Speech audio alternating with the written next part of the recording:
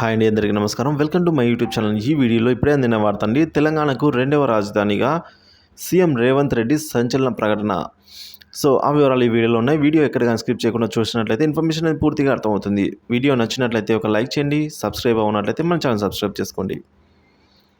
ఇక వివరాలు చూసుకున్నట్లయితే లోక్సభ ఎన్నికల సందర్భంగా సీఎం రేవంత్ రెడ్డి కీలక ప్రకటన చేశారండి. హన్మకొండ జిల్లా మణికొండలో కాంగ్రెస్ జనజాతర బహిరంగ సభలో పాల్గొన్నారు.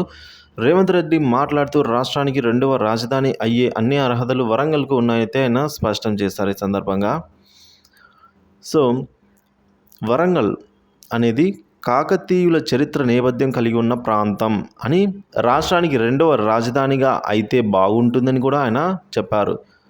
సో రాష్ట్రంలో కేసీఆర్, కేంద్రంలో నరేంద్ర మోడీ, వీరి వల్ల తెలంగాణకు చాలా అన్యాయం జరిగిందని కూడా ఈ సందర్భంగా చెప్పుకొని వచ్చారండి.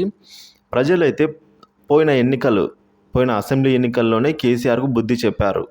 ఇప్పుడు మోడీకి లోక్సభ ఎన్నికల్లో తగిన గుణపాఠం చెప్పాలని ప్రజలకు విజ్ఞప్తించారు.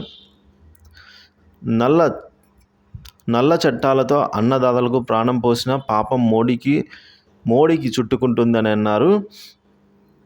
అధికారంలో ఉన్న 10 ఏళ్ళు బీజేపీ పేద ప్రజలకు చేసిందేమీ లేదని, కార్పొరేటర్లకు దోచిపెట్టిందని అయితే సీఎం రేవంత్ రెడ్డి విమర్శించారు.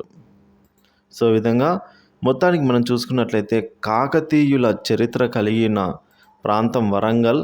సో ఇది హైదరాబాద్కు రెండవ రాజధానిగా అన్ని అర్హతలు ఉన్న ప్రాంతం అయితే చెప్పుకొని వచ్చారు.